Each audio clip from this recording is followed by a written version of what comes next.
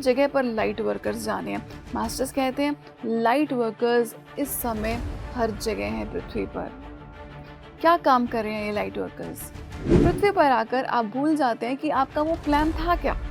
इस अवेयरनेस में रहना है कि हमें डिवाइन प्लान के साथ काम करना है। फ्रेंड्स, डिवाइन प्लान क्या है इस समय? ये जो हेरेटिक्स अहेड ऑफ टाइम है, ये बेसिकली क्या कर रहे हैं?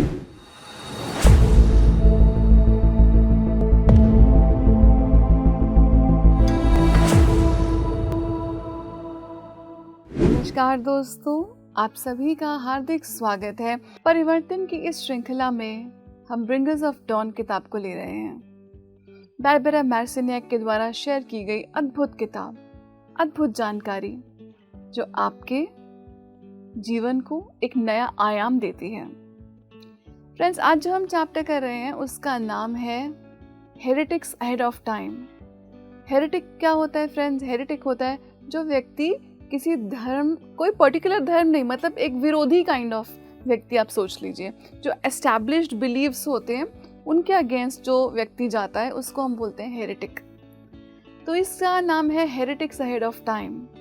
कौन है ये हेरेटिक्स? आप शब्द हेरेटिक को सुनते हैं, आपके दिमाग में कौन आता है? मेरे दिमाग में सबसे पहली फिगर आती है ओशो की।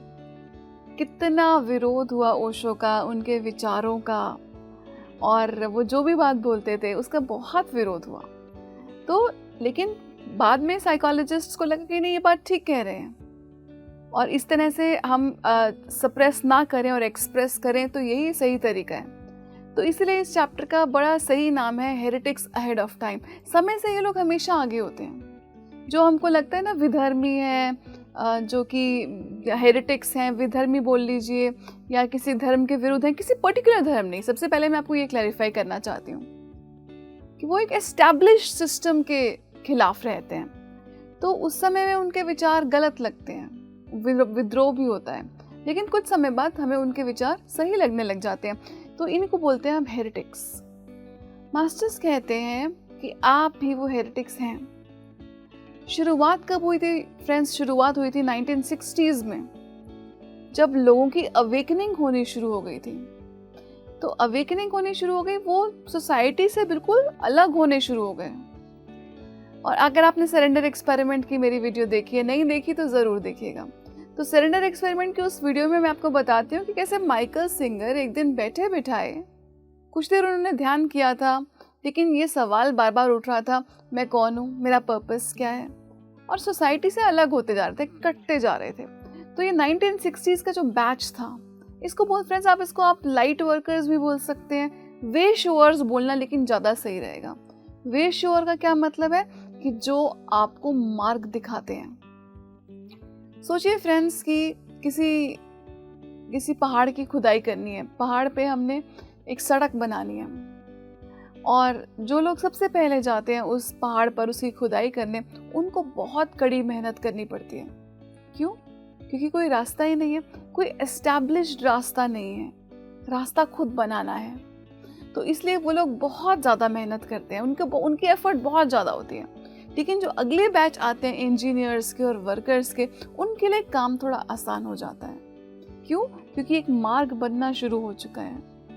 तो जो सबसे पहले लोग आए थे, जो कि पहाड़ की खुदाई कर रहे हैं, उस पर इंस्ट्रूमेंट्स लगा रहे हैं अलग अलग तरह की, और पूरा मैप, पूरा प्लान बना रहे हैं, उनको हम बोल सकते हैं फ्रेंड्स वे शोअर्स।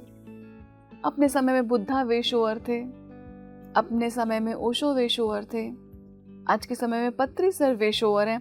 तो वो हर एक समय के हिसाब से हमको मार्गदर्शन करते हैं। पर हम 1960s की अगर बात करें तो 1960s में प्लेडियन मास्टर्स बताते हैं ऐसे लोग आने शुरू हो गए थे पृथ्वी पर, जिनको हम वे शोअर्स बोल सकते हैं। तो वे शोअर्स तो जैसे ओशो हैं, बुद्धा हैं, पत्री सर हैं, वो ग्रैंड मास्टर्स हैं, पर जिसने ग्राउंड वर्क किया, हम उनकी बात कर रहे हैं। तो ये कुछ लोग हैं जिन्होंने ग्राउंड वर्क करना शुरू कर दिया, और ग्राउंड वर्क किया तो सोसाइटी से थोड़ा अलग होना शुरू हो गए, थोड़ा सा कटना शुरू हो गए।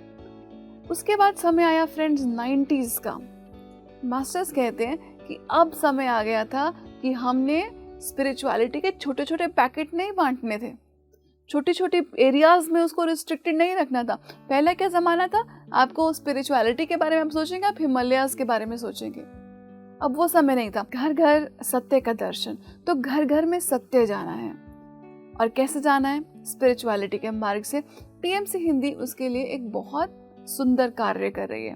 तो स्पिरिचुअल चैनल्स के लिए की लीग में हम बोल सकते हैं पीएमसी हिंदी एक वे शोअर है।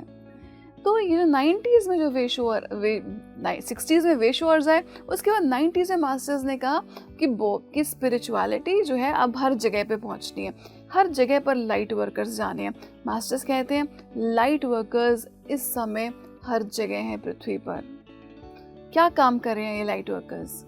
हमने कई पिछले एपिसोड्स में इस बात को डिस्कस किया कि अपनी फ्रीक्वेंसी को चेंज करते हैं। सबसे पहला क्या स्टेप है? अपने भीतर काम करना, अपने ऊपर काम करना। दूसरों को सलाह देनी बहुत आसान है, बिल्कुल फ्री, और लेकिन अपने पर काम करना एक रियल चैलेंज है। और लाइट वर्कर्स यही काम लेकर आए हैं कि पहले वो अपने ऊपर काम करेंगे। जब उन्होंने अपने ऊपर काम किया तो क्या हुआ? तो उनकी फ्रीक्वेंसी शिफ्ट हो गई, और ये फ्रीक्वेंसी अब वो पृथ्वी में एंकर कर देते हैं, पृथ्वी में होल्ड करा देते हैं। और आने वाले जो लोग हैं, आने वाली जो जनरेशन्स हैं, उनको इतनी कड़ी मेहनत नहीं करनी पड़ेगी। देखिए फ्रेंड्स, इमेजिन कीजिए कि एक जाल है, ठीक है, तारों का एक जाल समझ लीजिए, जैसे मकड़ी का जाला होता है ना, वैसे तारों का जाल है। लेकिन इस तार के जाल से कोई भी कनेक्टेड नहीं है। अगर हम सब इस तार के जाल से कनेक्टेड हो सकते हैं तो हमारी ग्रोथ बहुत फास्ट होगी, लेकिन अभी तो कोई भी कनेक्टेड नहीं है। तो ये जो 60s और 90s वाला बैच था लाइट वर्कर्स का, इन्होंने इस जाल की तैयारी करी। इन्होंने इस पूरा तारों के जाल की, जिसमें हम सब अपने सॉकेट्स में अपने आप को प्लग कर सकें और स्पिरिचुअली हम इवॉल्व कर सकें। ये काम था लाइट वर्कर्स का 1960s में, 1990s में। और फ्रेंड्स, ये कोई काम आसान बात नहीं होती, ये कोई हर कोई नहीं कर सकता। आपको एक सर्टेन प्रिपेयर्डनेस होती है, आपने कितना ही समय प्रिपेयर किया होता है इस असाइनमेंट के लिए। मास्टर्स बताते हैं कि आप बार बार पृथ्वी पर जन्म लेते हैं, लेकिन आप एक प्लान भी लेकर आते हैं, लेकिन आप फिर भूल जाते हैं। पृथ्वी पर आकर आप भूल जाते हैं कि आपका वो प्लान था क्या। और क्या हो जाता है फिर? आप अपना प्लान टोटली भूल चुके हैं। वापस जाते हैं तो उसके बाद आपको बड़ी फ्रस्ट्रेशन होती है कि अरे यार, ये असाइनमेंट करना था, मुझे तो इस बार लव एंड कंपैशन सीखना था, मैं तो वही झगड़ों में ही फंसे रह गया। तो ये आपको फीलिंग आती है जब आप वापस जाते हैं अर्थ पे अपना असाइनमेंट कंप्लीट करके। तो इसलिए हमको ये एक इस अवेयरनेस में रहना है कि हमें डिवाइन प्लान के साथ काम करना है। फ्रेंड्स, डिवाइन प्लान क्या है इस समय? डिवाइन प्लान है कि हम सब आगे बढ़ें, कोई पीछे ना रह जाए। लेकिन क्या हर कोई आगे बढ़ेगा? कुछ लोग तो बहुत जिद में रहते हैं। अब आप अपने परिवार की बात सोच लीजिए। मैं कुछ ही दिन पहले किसी एक व्यक्ति से बात कर रही थी, और उसने मुझे बताया वो स्पिरिचुअलिटी में ध्यान में आ चुका है, काफ़ी समय से ध्यान में। लेकिन उसके पेरेंट्स का पूरा एम्फेसिस किस बात पर था? कि क्या कमा रहा है, क्या पैकेज मिल रहा है। तो उसने अपने पेरेंट्स को समझाने की कोशिश करी। इनफैक्ट वो पेरेंट्स को अपने गुरु के पास भी लेकर गया, तो गुरु ने उनको डांट लगा दी कि आपका यही मोटिव है कि आपका बच्चा क्या पैसा कमा रहा है और कुछ नहीं करने वाला वो इस संसार में, ही इज अ मास्टर, उन्होंने बोला। तो ये जो डायलॉग हुआ आपस में, देखिए ये जो लड़का है ये अपने पेरेंट्स को ध्यान मार्ग में लाना चाहता था, लेकिन वो नहीं ला पाया।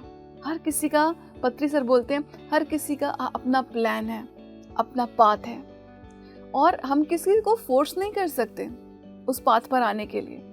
लेकिन हम एक चीज़ ज़रूर कर सकते हैं, और वो ये कि हम करेक्ट इन्फॉर्मेशन ज़रूर दे सकते हैं।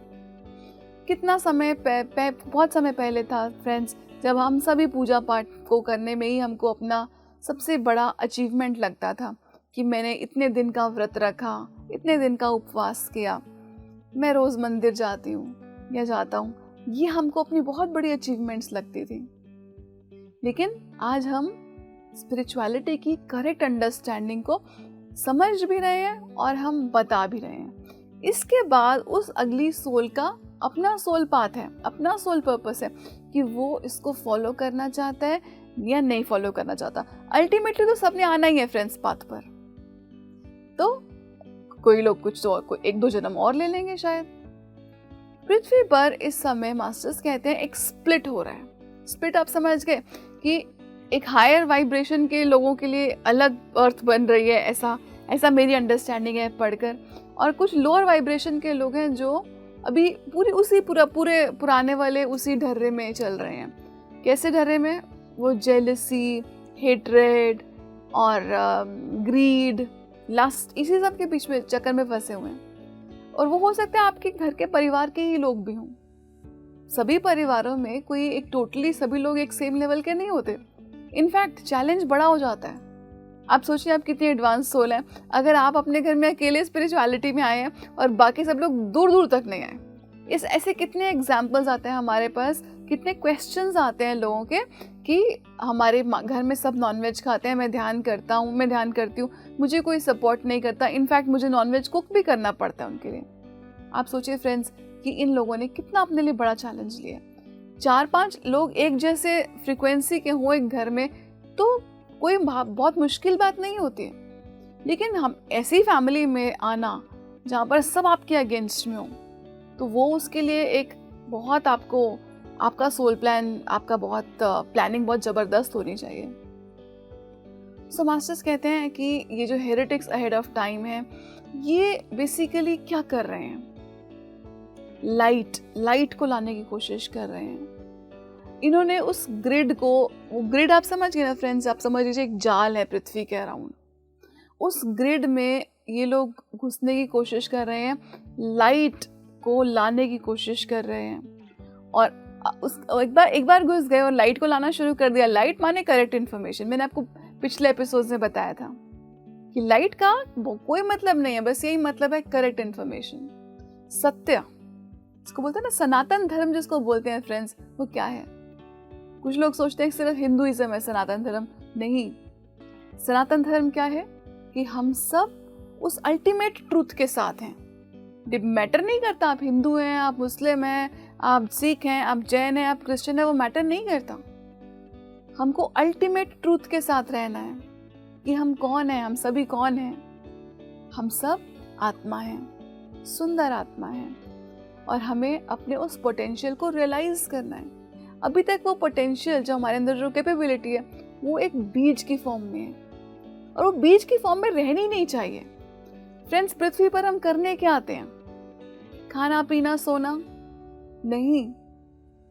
पृथ्वी पर इतने चैलेंजेस लेकर हम आए क्यों हैं? हम इसलिए आए हैं ताकि हम हमारे अंदर जो टैलेंट है, दबे हुए टैलेंट है, वो हम उनको खूब अच्छे से निखार कर उजागर कर सकें। इसके लिए इसीलिए आप ये जानते ही होंगे कि लोटस का फ्लावर बुद्धिज्म में, हिंदुइज्म में बड़ी सिग्निफिकेंस रखता है। वो खिलना, वो महकना, वो खिलना, वो हम सबकी डेस्टिनी है। लेकिन क्या हम उस तक पहुंचने के लिए रेडी हैं? हमारे घर के ही मेंबर्स हैं जो हमारे अगेंस्ट जा रहे हैं, ठीक है? तो हम क्या करते हैं? हमारा दिल कहता है इनको गाइड करो, इनको ध्यान में बिठाओ। मैंने खुद ये किया फ्रेंड्स, इसलिए मैं आपको ये बात पक्की बता सकती हूँ कि मैंने खुद इस बात की बहुत ट्राई करी कि ये लोग ध्यान करें और मेरी बात सुने। ऐसा नहीं हुआ। आज मैं इस अंडरस्टैंडिंग पर आ गई हूँ। ठीक है, अब नए स्पिरिचुअलिटी में आता है ना, आप बड़े एंथुजियास्टिक होते हैं, इसको भी सिखाएंगे, उसको भी सिखाएंगे, इसको भी बोलेंगे तुम गलत हो, उसको भी बोलेंगे तुम गलत हो। ये अप्रोच नए नौसिखिए इंसान की होती है अप्रोच, किसी भी फील्ड में, मेरी भी थी। तो ये एंथुसियाज्म, ठीक है, एंथुसियाज्म ठीक है, आप अपने मन में लेकर अपना एंथुसियाज्म रखिए। लोगों को हमें डराना नहीं है, भगाना नहीं है, हमको सिर्फ उनको इन्फॉर्म करना है।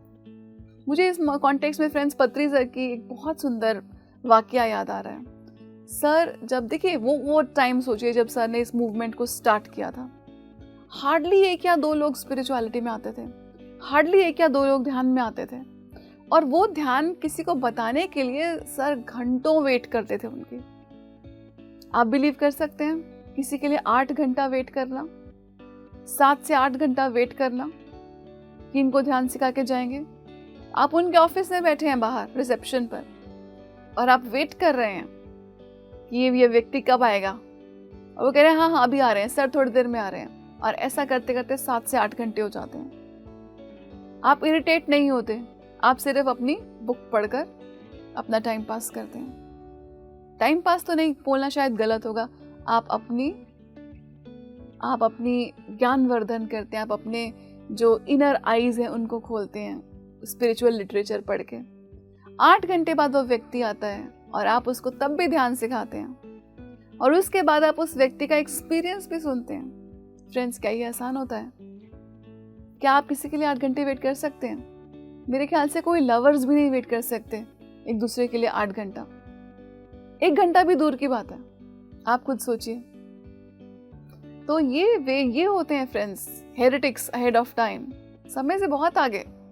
जब 80s 90s में जब ध्यान का बातचीत भी नहीं हो रही थी, तब ध्यान की बात करना। एक एक गांव में जाकर एक व्यक्ति भी सीखना चाहता है, उसको ध्यान सिखाना। ऐसे महान गुरु को हमारा शत शत प्रणाम। क्योंकि फ्रेंड्स, एक बनी बनाई एस्टैब्लिश्ड मूवमेंट को लीड करना, टेक ओवर करना, उसके भी अपने चैलेंजेस होते हैं, लेकिन वो बात अलग होती है जब आपने उसकी एक एक नींव को खोदा है, एक एक पत्थर को आप जानते हैं, वो एक टोटली डिफरेंट बात है। सो इस तरह से ये लाइट वर्कर्स पृथ्वी पर आते हैं और अपनी एनर्जी को उसमें फ्रीक्वेंसी को एंकर करते हैं अर्थ में, और उसके बाद हम सब उसके साथ कनेक्ट हो सकते हैं। फ्रेंड्स, अगर हमारे एपिसोड्स देखे हों आत्मा के, यात्रा के, या जो लोग अपनी शेयरिंग करते हैं, ध्यान अनुभव शेयर करते हैं कि ध्यान से उनकी लाइफ में क्या परिवर्तन हुआ, एक्चुअली यही काम है। जो मैं आपको जाल बनाने की बात बता रही हूँ, एक्चुअली वही काम है। वो ऐसी फ्रीक्वेंसी आप तक भेज रहे हैं, आप सुन रहे हैं और आप चेंज हो रहे हैं। आपको लग रहा है हाँ, एक बार ध्यान को ट्राई कर लेते हैं यार, कंसंट्रेशन नहीं बनती, पढ़ाई सही नहीं हो रही, घर में बहुत झगड़ा रहता है। तो क्या किया, उस एपिसोड ने आपको इलेक्ट्रोमैग्नेटिकली छू लिया और छू के आपके अंदर परिवर्तन ले आया। यही होता है फ्रेंड्स, लाइट वर्कर्स का काम यही है, और इस काम को वो सभी बहुत प्रेम से आगे बढ़ाते हैं। उस काम के लिए उनको कोई फोर्स नहीं करता। जिस काम के लिए आपको फोर्स करना पड़े, वो काम तो आपका सोल पर्पस तो नहीं हो सकता।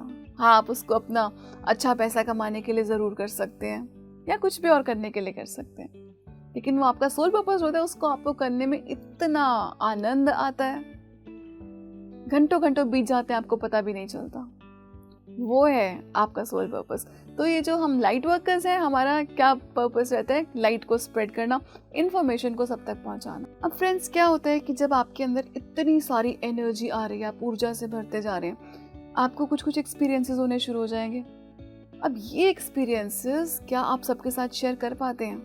अब नहीं कर पाते। यहाँ तक कि आप अपने पार्टनर को भी नहीं बताते, हस्बैंड वाइफ पेरेंट्स को भी नहीं बता पाते, क्योंकि आप खुद ही डर जाते हैं। तो ये एक्सपीरियंसेस को हमें इंटीग्रेट करके उसके बाद हमको उसको सोसाइटी तक पहुंचाना है। वो सोसाइटी से अलग होने का अब समय नहीं है फ्रेंड्स। अब समय आ चुका है, एक होने का समय आ चुका है। तो सोसाइटी से अलग नहीं होना, हमें उसके साथ सामंजस्य में काम करना है। इसी के साथ फ्रेंड्स, मास्टर्स बोलते हैं कि आप अपनी फ्रीक्वेंसी को हाई रखिए। आप कैसे फ्रीक्वेंसी को हाई रखते हैं फ्रेंड्स? ऑफ कोर्स आप ध्यान करते हैं और आप सज्जन संगतें करते हैं। शाकाहार तो आप of course I am sure करते ही हैं, शाकाहारी तो आप हैं ही। इस तरह से हम अपनी हाई फ्रीक्वेंसी में रहते हैं और हम इस फ्रीक्वेंसी को सब तक ब्रॉडकास्ट करते हैं। ब्रॉडकास्ट का मतलब है कि हमारे से वो फ्रीक्वेंसी निकल कर जाती है और सबकी लाइव्स को छूने लग जाती है। इसी के साथ मास्टर्स हमें बताते हैं कि आपका नर्वस सिस्टम एक हाईवे की तरह है। हाईवे जिसमें कि बहुत सारी इंफॉर्मेशन आती जा रही है। सोचिए, आप अगर आपके इस सिस्टम में बहुत सारा ओवरलोड हो जाए, तो आपका एक छोटा सा बल्ब है और उसमें इतना ज़्यादा आप करंट भेज दें तो क्या होगा?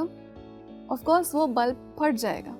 तो उसी तरह से कहीं हमारी भी बॉडी कुछ डिसइंटेग्रेट ना हो जाए। मास्टर्स इस बात को बताते हैं कि आपको हम उतनी ही इन्फॉर्मेशन देते हैं जितनी आप एक समय पर ले सकते हैं। हाँ, आपका मन है वो हो सकता है बोले कि गिव अस मोर इन्फॉर्मेशन, हमें और जानकारी दीजिए, लेकिन वो जानते हैं। In fact friends, as light workers masters बड़ी इंटरेस्टिंग बात बताते हैं। आप जानते हैं कि हम सबका एक ऑरा है। ऑरा हमारा जो बहुत छोटा होकर बहुत बड़ा भी हो सकता है। जैसे गौतम बुद्ध का बोलते हैं बहुत बड़ा ऑरा होता था, वो जहाँ जाते थे वहाँ पर लोग खुद ब खुद ठीक होने शुरू हो जाते थे, वहाँ पर फूल ज़्यादा खिलने लग जाते थे, पक्षी ज़्यादा आने लग जाते थे। तो ये महापुरुषों का ऑरा तो बहुत बड़ा होता ही है। तो जो हमारा ऑरा है फ्रेंड्स, जो हमारे अराउंड जो कलरफुल एनर्जी का पैटर्न है, वो उसके अंदर मास्टर्स कहते हैं कि आपके जो, अगर आप लाइट वर्कर हैं तो आपके अंदर वो पिलर ऑफ लाइट होता है, और ये पिलर ऑफ लाइट से मास्टर्स गार्डियंस आते हैं जो कि आपके अंदर उतनी ही ऊर्जा आने देते हैं जितनी आपकी बॉडी उस टाइम तक हैंडल कर पाती है। अगर आपकी बॉडी उतनी ऊर्जा को हैंडल नहीं कर पाती, वो उससे ज़्यादा ऊर्जा नहीं भेजते। फ्रेंड्स, जैसे आप मान लीजिए आप किसी को एकदम से किसी को बोल दें कि किसी मदर का एक न्यू बॉर्न बेबी हुआ हो और वो बच्चा वेंटिलेटर पे हो, माँ की कंडीशन वैसे ही नाजुक हो, आप उसको एकदम से बता दें द बेबी इज़ नो मोर, तो वो माँ की तो जीने की इच्छा पूरी तरह से ख़त्म हो जाएगी और वो खुद भी मर सकती है इस प्रोसेस में, क्योंकि आपने इतना बड़ा शॉक दे दिया। तो यही मास्टर्स बता रहे हैं कि आपको हम इंफॉर्मेशन ओवरलोड नहीं करते। आपका सिस्टम, आपका नर्वस सिस्टम जो कि आपकी बॉडी में एक हाईवे की तरह है, वो जितनी इंफॉर्मेशन को ले सकता है उतनी ही इंफॉर्मेशन आपको उस पॉइंट पर दी जाती है। आपको कभी भी इंफॉर्मेशन ओवरलोड नहीं दिया जाता। मास्टर्स एक और बात फ्रेंड्स बड़ी सुंदर बताते हैं कि मान लीजिए कुछ ऐसे दिन हैं या आपको तब भी लग रहा है कि बहुत ज़्यादा हो रहा है, ये तो सब मुझसे तो बर्दाश्त ही नहीं हो रहा, तो आपको क्या करना चाहिए? मास्टर्स कहते हैं ऐसे सिचुएशन में जब आपको लग रहा है कि सब कुछ बहुत ज़्यादा हो रहा है, ये भी करना है, वो भी करना है, इधर भी जाना है, उससे भी बात करनी है, ऐसा कभी फील किया फ्रेंड्स आपने? स्पिरिचुअलिटी में आपको आकर भी आपको ऐसा चैलेंजेस आते हैं कि आपको वो भी करना है, ये भी करना है, और आपको वो कॉल भी करना है, और किसी का, और उसके बाद किसी का कॉल भी आ जाए, किसी का मैसेज भी आ रहा है कुछ पूछने के लिए। मल्टीपल टास्क आपके सामने होते हैं। कभी कभी आप बौखला जाते हैं, जिसको बोलते हैं हम ओवरलोड, सिस्टमिक ओवरलोड। तो तब उसमें मास्टर्स कहते हैं उसमें आपको एक फ्यूज बल्ब होने की जगह आपको उस पॉइंट पर अपनी बॉडी को रेस्ट करने देना चाहिए। आप रेस्ट कीजिए, अपने आप को अनप्लग कर लीजिए, सब डिवाइसेस से दूर हो जाइए, सो जाइए। जितना रेस्ट चाहिए उतना रेस्ट कीजिए। क्यों रेस्ट कीजिए? क्योंकि आप जानते भी नहीं हैं कि आपकी नींद में क्या क्या होता है। फ्रेंड्स, मैं अपनी कुछ बहुत हाईली स्पिरिचुअल लोगों के, अपनी कुछ हाईली स्पिरिचुअल फ्रेंड्स के बारे में आपको बताऊं कि वो बड़ी सरप्राइज होते थे कि यार मैं तो सोती रह गई, तो इतनी देर में क्यों सो रही हूँ आजकल, मुझे समझ ही नहीं आ रहा। इतना कोई सोते, मैं इतनी लेजी कैसे हो सकती हूँ? मैंने अपने आप को खुद को भी ब्लेम किया हुआ है कि काजल कितनी लेजी हो रही हो तुम, ध्यान नहीं करना था, उठना नहीं था, अपने आप को डांट रही थी। अब समझ आती है बात फ्रेंड्स कि ये सब भी आपकी बॉडी के साथ प्रोसेसेस हो रहे होते हैं। आप जब नींद में होते हैं, आपको मालूम भी नहीं है, आपको कोई आइडिया भी नहीं है कि कहाँ कहाँ कौन कौन से लैंड्स में आप जाते हैं, किस किस लैंड में आप जाते हैं, आपको ये आइडिया भी नहीं है, और आप पर कितना काम होता है आपके शरीर पर, आपको ये भी आइडिया नहीं है। तो आपको रेस्ट करने का दिल है तो प्लीज रेस्ट कीजिए। हमारा असाइनमेंट बहुत इंपॉर्टेंट है फ्रेंड्स। जब हम, एक समय आएगा, मास्टर्स बताते हैं, और मैं तो इसको इमेजिन भी करने लग गई थी, एक समय आएगा जब हम सिटीज ऑफ लाइट में जा पाएंगे। अभी तो हम अपनी सिटी में हैं, इसे हम सिटी ऑफ लाइट में जा पाएंगे, और इस सिटी ऑफ लाइट में हम जब देख पाएंगे, जा पाएंगे, तब हमें लगेगा अरे ये तो हमेशा से हमारे आसपास ही थी, लेकिन हमारी 3D आइज उसको कभी नहीं जान पाई, कभी नहीं समझ पाई। तो मास्टर्स कहते हैं कि आप वो सिटीज़ ऑफ लाइट में जाएंगे, और आप कितने इंटरेस्टिंग आप असाइनमेंट पर आए थे। आपने इस असाइनमेंट को बहुत एंजॉय किया क्योंकि आप लाइट वर्कर हैं। आसान चीज़ तो आप पकड़ते ही नहीं हैं, चैलेंजेस आपको बहुत पसंद हैं। तो पृथ्वी जब एक गोल्डन अर्थ हो जाएगी, एक सुंदर जो कि वो ग्रह हमेशा से थी, जब उस अपनी ओरिजिनल ब्यूटी में वापस आ जाएगी, तब आप क्या करेंगे?